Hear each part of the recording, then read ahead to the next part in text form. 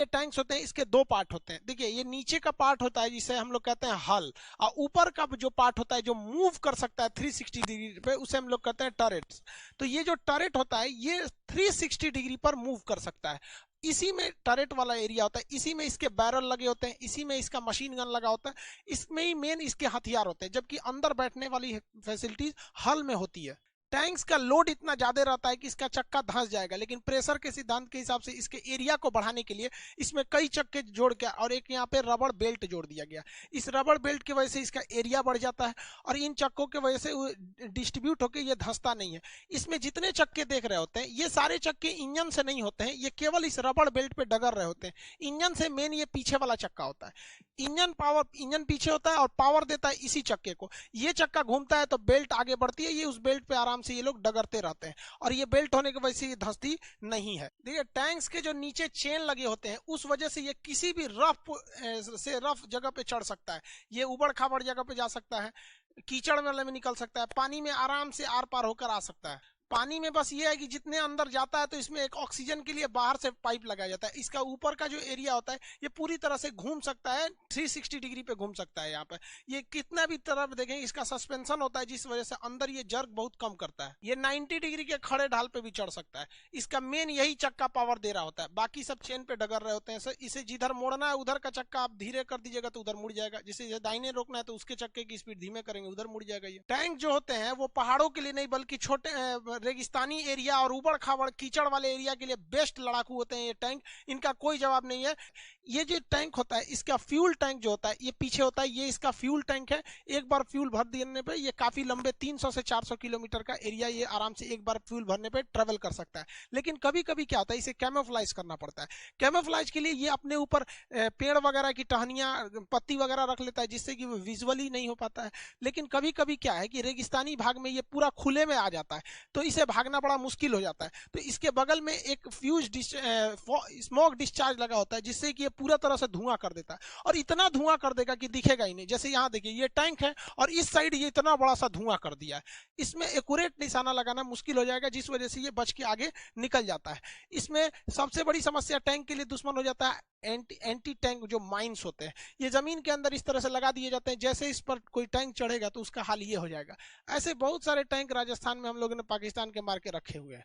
तो इस अभी जो हाल ही में जो भारत ने अर्जुन मार्क 1A का जो उद्घाटन किया है इसमें माइंस प्लगर लगा दिए गए हैं हर एक टैंक में। अब ये माइंस प्लगर देखिए टैंक के आगे लगे रहते हैं, ये दांत की तरह होते हैं और इस तरह से उठे हुए रहते हैं और इसके आगे एक सेंसर लगा होता है। ये सेंसर जमीन पे रेडिएशन छोड़ते रहता है। इंफ्रारेड रेडिएशन की वजह से ये सेंसर आगे पता कर लेता है कि अंदर जमीन में कुछ माइंस तो नहीं है, और अगर इसे लग गया कि माइंस है तो ये नीचे गिरा देता है और नीचे गिरा देंगे ना तो इसको कोड़ के फेंक देगा वो माइंस को, ले सोचा जो यहाँ माइंस बिछा के रखा था। टैंक जो होता है मेन बैटल टैंक MBT है जो भारत का है, ये 3rd जनरेशन का मेन बैटल टैंक है। इसकी सेफ्टी के लिए इसका जो बाहरी का कांचना नाम का जो कवच है इस पर यहाँ पर आप देखेंगे तो बॉक्स की तरह एक्सप्लोसिव लगेगा सब, ये इसको प्रोटेक्शन देते हैं। इसके अंदर एक विशेष प्रकार का रबड़ भरा होता है और हल्का एक्सप्लोसिव होता है, हल्का सा अंदर से भी ब्लास्ट करता है बट पूरी तरह ब्लास्ट होकर वापस नहीं आ सकता है। इसकी डिजाइनिंग इस तरह से की जाती है, इसे कर्व एरिया में बनाया जाता है ताकि अगर इस पर गोली लगे तो पहले तो गोली छटक जाए क्योंकि वो एकदम बराबर नहीं है, कर्व की तरह बना दिया जाता है। और जैसे ही इस पर कोई गोली वगैरह टकराती है तो स्टील का ये इतना मजबूत रहता है कि ये फटता नहीं है और टकराने से अंदर एक झटका लगता है तो अंदर भी एक छोटा सा ब्लास्ट होता है और वो ब्लास्ट मतलब झटका देने के लिए होता है जिससे कि गोली वगैरह छटक जाती है, इससे ज्यादा तो नुकसान नहीं होता है। ये डबल लेयर सिक्योरिटी होती है। एक ये वाला आप देख लिए आर्नामेंट सिक्योरिटी के लिए बाहर बाहर है और इसका मेन बॉडी तो अंदर है, मेन बॉडी अंदर है तो डबल लेयर सिक्योरिटी होती है इसकी। इन टैंक्स के ऊपर रॉकेट लॉन्चर से हमला किया जाता है तो रॉकेट लॉन्चर के हमला को बचने के लिए इसके साइड साइड में यहाँ पर लगे रहते हैं सब रडार। ये रडार अपने और आने वाले रॉकेट लॉन्चर्स वगैरह को पकड़ लेते हैं। जैसे इस पे दागेंगे ना तो एक रडार रहेगा इसको पकड़ लेगा, दूसरा रॉकेट आएगा जो इस रॉकेट से आके टकरा जाएगा, उसके बगल में आके ब्लास्ट करेगा जिससे कि ये सेफली बच जाएगा। देखिए टैंक्स जो होते हैं इनके ऊपर अगर कोई हमला करेगा तो खुद सेल्फ डिफेंस कर लेते हैं। इन टैंक्स के ऊपर अब ये मिलिटेंट है, ये इसके ऊपर हमला कर दिए आरपीजी रॉकेट, तो इसका ऑटोमेटिक रडार जो है इस रॉकेट को पकड़ लेगा और वहां से वो रडार पकड़ लिया और यहां से एक एमुनेशन रॉकेट छोड़ देगा। ये रॉकेट उसके बगल में आके फट जाएगा। देखिए ये इधर से आ रहा है, ये टैंक के ऊपर जा रहा है, ये डायरेक्ट हिट नहीं करेगा बल्कि बगल में आके फट जाएगा, जिस वजह से ये एमुनेशन यहीं फट जाएगा और टैंक के पास नहीं पहुंच पाएगा, इसके केवल टुकड़े पहुंचेंगे और इस टैंक को कुछ नहीं होगा। यहां देखेंगे आरपीजी के बगल में ये फट गया, ये कैसे भी सेफ्टी कर देता है, उसके बगल में जाके ये ब्लास्ट कर जाता है। इसे कई तरह से परीक्षण से गुजारा जाता है। ये नीचे से जा रहा है, उसके इतना तेज ये रिएक्शन होता है कि पता नहीं, जैसे ये इसके पास आ रहा है यहां से निकलेगा, देखिए यहां निकला, इसके बगल में जाकर ब्लास्ट कर जाएगा। टैंक को पूरी तरह से सेफ रखता है। ये नीचे से जा रहा है आरपीजी का गोला, वहां टैंक खड़ा है, उसने अपनी सेफ्टी के लिए इसको भेजा, बगल में जाकर ब्लास्ट करेगा। ये किसी टैंक में 4 लोग बैठते हैं। यहां पर बैठता है इसका ड्राइवर जो हल वाले एरिया में बैठता है अंदर की ओर, ये पेरिस्कोप से देखेगा। यहां इसका कमांडर बैठा हुआ है, बाहर निकल रहा है गनमैन और ये क्या हो जाता है लोडर। तो ये 4 लोग बैठे रहते हैं। इन्हें देखने के लिए पेरिस्कोप लगाया जाता है। इनका पेरिस्कोप अंदर बैठे बैठे ये आराम से बाहर की ओर देख सकते हैं इस पेरिस्कोप की मदद से। ये आगे 120 डिग्री के एरिया में, ये वाइड एरिया में देख सकता है। हालांकि ये ऊपर का जो एरिया है ये तो 360 डिग्री खुद ही घूम जाता है, जिस वजह से इसको देखने में कोई प्रॉब्लम नहीं आती है।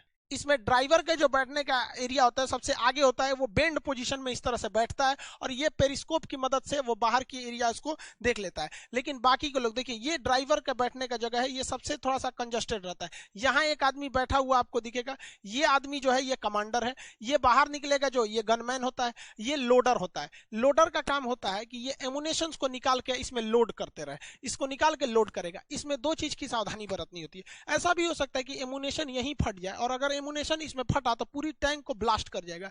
इसलिए हर एमुनेशन का अलग अलग एक एमुनेशन चैम्बर होता है, वो उसी में रख के उसे बंद किया रहता है। ये इतना मजबूत और इस तरह से बनाया जाता है चैम्बर को कि अगर एक ब्लास्ट होगा तो दूसरे को ये कुछ होने नहीं देगा और स्मोक बाहर से निकल जाएगी। ये इसमें लोड कर देता है और लोड करने के बाद कमांडर के हिसाब से उसे फायर कर दिया जाता है। भारत पहले टैंक्स के एमुनेशंस को बाहर से इंपोर्ट करता था, जिसपे बहुत ज्यादा खर्च आते थे। अब भारत की डीआरडीओ खुद से एमुनेशंस बनाने लगी है। अलग अलग साइज के एमुनेशंस होते हैं जिसे टैंक में यूज किया जाता है।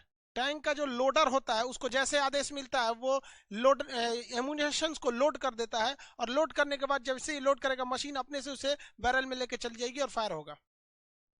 टैंक्स का जो मेन गन होता है, वो भारत ने जो टैंक बनाया वो 125 mm का मेन गन है। ये इधर से ही एमुनेशंस को फायर किया जाएगा। अब इस एमुनेशन को फायर करने में एक खराबी ये होती है कि जब भी इसे फायर करते हैं बहुत बड़े मात्रा में हीट, धुआं, स्मोक, जहरीली गैसें प्रोड्यूस होती हैं और अगर ये प्रोड्यूस होती हैं और यहाँ से निकलती है तो कुछ गैस तो लौट भी सकती है। तो भैया ये लौटे ना, अगर लौट गई तो अंदर घुस जाएगा, पूरा धुआं धुआं हो जाएगा अंदर। अब खुद से देखिए ना, इतना बड़ा धुआं यहाँ हुआ है तो जेनविन है कुछ ना कुछ तो लौटेगा अंदर, पूरा धुआं धुआं हो जाएगा। इसी धुआं को रोकने के लिए आप देखेंगे यहाँ टैंक को एक ज्वाइंट की जाती है।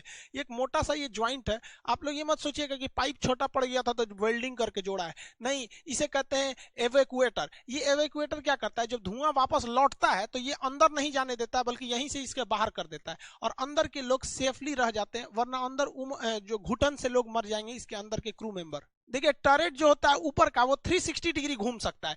ये वाला एरिया टर्रेट का पूरा 360 डिग्री घूम सकता है और जमीन भी ऊपर नीचे नहीं होती है। तो इससे क्या होगा कि ड्राइवर जो गनमैन का निशाना बनाने वाला होगा वो तो चूक जाएगा, निशाना लगाने में उसको दिक्कत आएगी। तो इसमें ऑटो स्टेबलाइजर होता है। ये टैंक कितना भी ऊपर जाए, कितना किधर भी घूमे, इसका ये पिन पॉइंट निशाना कभी नहीं बदलेगा, ये अपने जगह पे स्टेबल रहेगा। इसे ऑटो स्टेबल कहते हैं। अगर मान के चलिए ड्राइवर किसी दूसरी दिशा में घुमा दिया तो इसका डायरेक्शन अपने से जिस दिशा में ये रखेगा वैसे ही रहेगा, ये नहीं घूमेगा। तो इससे फायदा होता है कि पिन पॉइंट एक्यूरेसी आती है ऑटो स्टेबलाइजर की वजह से। गनमैन जो होता है बाहर निकल सकता है, इसके आगे सुरक्षा के लिए ये कवच लगे रहते हैं ताकि आगे से कोई गोली ना लग सके। और यहाँ एक इससे हाईवी पावर का 12.7 mm का एंटी एयरक्राफ्ट गन दिया जाता है, जिससे कि ये एयरक्राफ्ट के ऊपर फायरिंग करके उस एयरक्राफ्ट को भी मार के गिरा सकते हैं। ये टैंक्स रात में भी बखूबी काम करते हैं। यहाँ देखेंगे तो यहाँ पर इसके यहाँ थर्मल इमेजिंग कैमरा होता है। ये किसी चीज का थर्मल स्कैन कर लेते हैं, जैसे ये थर्मल स्कैनिंग किया गया है तो कोई भी आगे रात के टाइम पे भागेगा तो थर्मल इमेजिंग कर लिया जाएगा। इंफ्रारेड से भी देख सकते हैं। ये वाला जो कैमरा है ये इंफ्रारेड दिखा सकता है, रात के वक्त एकदम इजीली दिखाएगा ग्रीन कलर में। तो ये इंफ्रारेड से भी देख सकता है, थर्मल कैमरा में भी देख सकता है। अब ये लोग आराम से भाग रहे हैं कि हमें कोई नहीं देख रहा है, हेलीकॉप्टर से उतर रहे हैं बबुआ हमें कोई नहीं देख रहा है, ये आराम से चुपचाप बैठा है, इसे कोई नहीं देख रहा है। ये लाइट आपको भले दिख रही है, मतलब ये दूसरे बहुत धीमी लाइट होती है। आप सीसीटीवी सीसीटीवी कैमरा में भी इस तरह के इंफ्रारेड लाइट्स को देखे होंगे। तो ये ज्यादा रोशनी नहीं करती है और आराम से अंधेरे में भी दुश्मन पर हमला कर सकते हैं। ये आज का मॉडर्न जमाना केमिकल वॉरफेयर का हो गया। आजकल न्यूक्लियर ब्लास्ट कहीं हो गया या फिर जहरीली गैस निकल गई, ब्लास्ट के वक्त से बारूद से जहरीली गैसें निकलती हैं। तो इस वजह से इसके ऊपर एक सेंसर लगाया गया रहता है। इसके चारों डायरेक्शन में एक सेंसर है, ये पता कर लेगा कि बाहर कोई जहरीली गैस क्या हुई है, रिलीज हुई है। जैसे जहरीली गैस रिलीज होगी तो इसके अंदर एयर फिल्टर लगा हुआ है, उस एयर फिल्टर करके अंदर भेजेगा और बाकी के एरिया मतलब जहरीली गैसों को अंदर जाने ही नहीं देगा। और अगर टैंक्स गड़बड़ हो गया है तब इनको निकलने के लिए अलग से एक तो गैस प्रूफ सूट लगा होता है कि अगर टैंक हीट कर गया है, बाहर निकलना है, तो इस तरह से वो निकल सकते हैं। लेकिन इसका एयर प्यूरिफायर किसी भी जहरीली गैस को अंदर जाने नहीं देगा, जिससे क्रू मेंबर्स की जान खतरे में नहीं पड़ेगी। इस टैंक की दो खराबी, भैया ये बहुत लेट से इसका प्रोसेस चालू है। 1971 की लड़ाई में हम लोगों ने लोंगेवाला के एरिया में, पाकिस्तान के एरिया में हम लोगों ने फील किया था कि हमारे पास टैंक्स की जरूरत ज्यादा होनी चाहिए। चाइना के पास बहुत ज्यादा टैंक है, हर कैटेगरी के टैंक है। इसलिए 1972 में हम लोगों ने अर्जुन टैंक की आधारशिला रखी, लेकिन ये काफी लेट प्रोसेस हो गया। अभी भी इसके मार्क 3 मार्क 2 वाला वर्जन है जो अब इंडक्ट होने जा रहा है। तो पहली समस्या ये। दूसरा, इसका ओवरवेट, ये 68 टन 68 टन का है। 68 टन होने की वजह से इस टैंक को रत्ती भर प्रॉब्लम नहीं है। इस टैंक की खराबी, इसमें कोई दिक्कत नहीं। लेकिन इतना भारी टैंक अगर किसी ब्रिज पे ले जाएंगे तो जो भी ब्रिज आज से 40-50 साल पहले पुराने हो चुके हैं उनको ये ध्वस्त करके तोड़ देगा यहाँ पर। तो ये इसकी समस्या नहीं है, ये दूसरे के लिए समस्या बन जाता है। इसे ले जाने के लिए भी स्पेशल व्हीकल बनाने पड़ेंगे। अगर नॉर्मल व्हीकल जिसपे जेसीबी वगैरह को टांग के लेके जाया जाता है, अगर इसी को रखेंगे तो तोड़ देगा यहाँ पर। तो ये दूसरे के लिए एक समस्या बन चुका है। लेकिन ये टैंक रेगिस्तानी एरिया, खास करके राजस्थान गुजरात का एरिया जो पाकिस्तान से लगता है, उसके लिए ये द बेस्ट है। ये उनके लिए मतलब चलता फिरता मौत है। ये कैग की एक रिपोर्ट में खुलासा किया गया था कि इन्होंने रूस के T-90 टैंक से और अर्जुन टैंक का कंपैरिजन किया था। इन्होंने लगभग 9 पैरामीटर्स पे खरा उतार के नापा गया था कि ये ज्यादा अच्छा है या ये ज्यादा अच्छा है। तो ये उस कंपैरिजन में मार्क जो हमारा अर्जुन था वो T-90 पे भारी पड़ा हुआ था। देखिए, T-90 टैंक बेसिकली डिजाइन किया रसिया ने अपने हिसाब से बनाया। उसका ज्योग्राफिकल एरिया अलग है, वहां ठंड ज्यादा है, ये सब मतलब उसने अपने हिसाब से किया। जबकि अर्जुन हमारा अपने हिसाब से। इसी वजह से अब कैग रिपोर्ट दे रही है तो भाई कैग तो बेवकूफ होते नहीं है भैया, वो आईएएस अधिकारी रैंक के अधिकारी होते हैं कैग। इन सब खासियत को ध्यान में रखते हुए 118 टैंक्स को मार्क 1A को मोदी जी ने भारतीय सेना में शामिल कर दिया। आवाडी में, चेन्नई के पास जगह आवाडी, वहां पर ये इसको बनाया जाता है। याद रखिएगा, आप ये वाला एग्जाम में भले पूछेगा तो ये सीरीज पूछ सकता है कौन से टैंक को शामिल किया गया, MK1A। हालांकि MK जो मार्क 2 था, इसी मार्क 2 को हम लोग क्या कहें, लो MK1 कहा गया है। इसमें एक चीज है, मतलब इसमें अगर रॉकेट फायरिंग नहीं कर सकते, यहां से अगर हम चाहें तो रॉकेट फायर नहीं कर सकते, तो क्या किया गया कि सेना का कहना है कि हमें जो मार्क 2 दीजिएगा उसमें रॉकेट फायरिंग